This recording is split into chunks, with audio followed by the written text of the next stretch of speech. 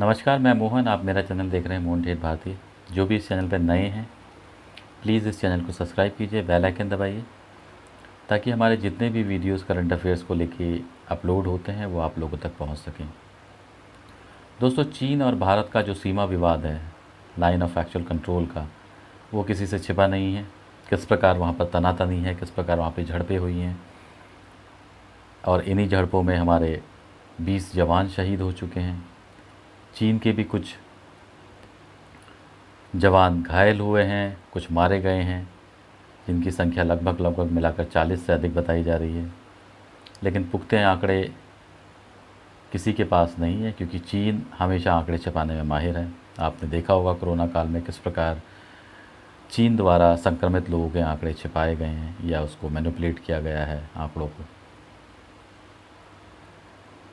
किस प्रकार सरकार ने आनंद फानंद में आकर भारत सरकार ने आकर आनंद फानंद में कुछ ऐप्स को भारत से बैन किया है। चीन हमारी ज़मीन कब्जाए बैठा है। इस वीडियो में मैं आपको बताने जा रहा हूँ कि वो 59 ऐप्स जो भारत सरकार द्वारा बैन किए गए हैं, उनके विकल्प के तौर पर आप किन ऐप्स का इस्तेमाल कर सकते हैं। क्योंकि उनमें से कुछ ऐसे ऐप्स थे जो काफ़ी किफ़ायती थे भारतीयों की नज़र से देखें तो, कुछ ऑफिशियल वे में भी काफ़ी हेल्पफुल थे लोगों के लिए। लेकिन इन सब में जो सबसे ज़्यादा ऐप जिसने सबसे ज़्यादा चर्चा का विषय बना हुआ है, वो है आपका टिकटॉक। बताया जा रहा है कि टिकटॉक के लगभग 500 मिलियन सब्सक्राइबर्स हैं, या ये कहें कि 500 मिलियन उसके यूज़र्स हैं ऑल ओवर द वर्ल्ड। और ये जो एप्लीकेशंस भारत से बैन हुई है, आप इनकी लोकप्रियता का अंदाज़ा इसी बात से लगा सकते हैं कि इन्हीं में से 5 ऐप ऐसे ऐप हैं जो टॉप 10 में रैंक करते हैं विश्व के। 6ठे नंबर पर टिकटॉक आता है। 150 देशों में लगभग टिकटॉक का इस्तेमाल होता है। 40 भाषाओं से अधिक इसकी उपलब्धता है। इसकी कमाई का आंकड़ा या इसके डाउनलोड होने का आंकड़ा आप इसी से लगा सकते हैं कि 2019 के अंत तक 1.65 बिलियन बार डाउनलोड किया गया है। इसका ग्राफ भी आप देख सकते हैं कि 2016 से क्वार्टरली 2019 तक किस प्रकार ये बढ़ता चला गया है। बिल्कुल सीधे रॉकेट की तरह ये एकदम से बढ़ा है। 2019 में टिकटॉक की जो अर्निंग थी वो थी आपकी 456.7 मिलियन, जिसमें 435 मिलियन यानी करीब 32 अरब ऐप स्टोर से कमाई थी और 21.4 मिलियन प्ले स्टोर से थी। टोटल 34 अरब करीब इनकी कमाई थी 2019 की।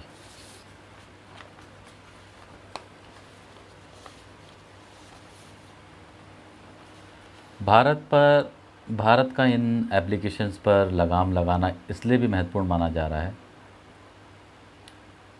क्योंकि टिकटॉक के जो यूज़र्स थे वो सबसे ज़्यादा भारत में थे।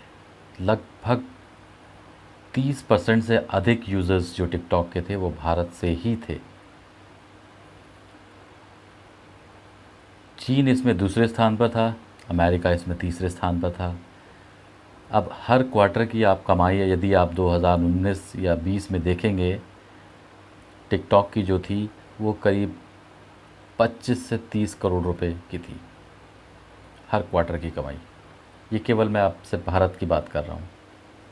इसके साथ साथ भारत में टिकटॉक द्वारा ऐड भी चलाए जाते थे, जिसमें चाइनीज़ ऐप्स को ही प्रमोट किया जाता था, जैसे कि आपका वीगा वीडियो हो गया, हेलो ऐप है।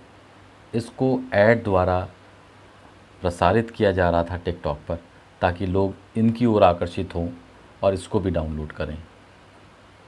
आप कह सकते हैं कि है ये एक एजेंडे के तौर पर इसको इस्तेमाल किया जा रहा था, एजेंडे के तौर पर इन ऐडों को दिखाया जा रहा था ताकि चीनी ऐप्स की डिमांड बढ़े मार्केट में। टिकटॉक जो एक एप्लीकेशन है वो बाइट डांस करके है, बीजिंग की एक डिजिटल कंपनी है, उसका ऐप है। 2019 का रेवेन्यू 17 बिलियन था करीब करीब, आप अंदाज़ा लगा सकते हैं, बिलियन।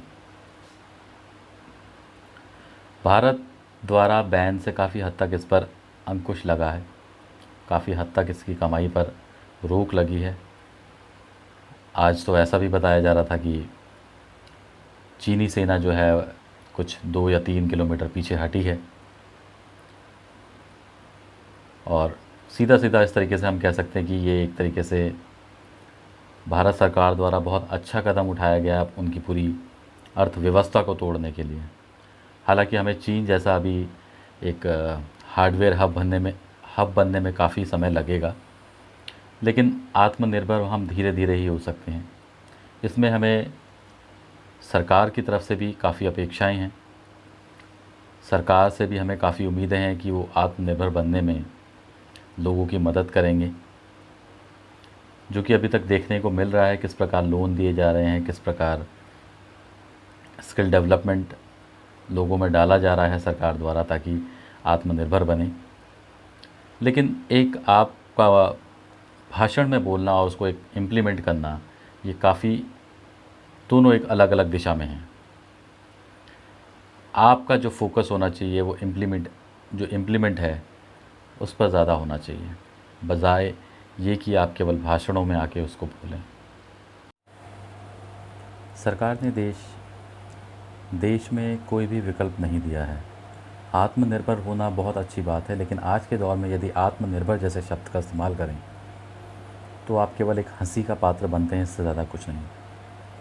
और उस देश में आत्मनिर्भर जैसे शब्द का कोई मायने नहीं रह जाता जहां बेरोज़गारी का दर 50% से ऊपर हो, जहां अच्छी शिक्षा, अच्छा पानी, अच्छी बिजली, अच्छे मकान का अभाव हो।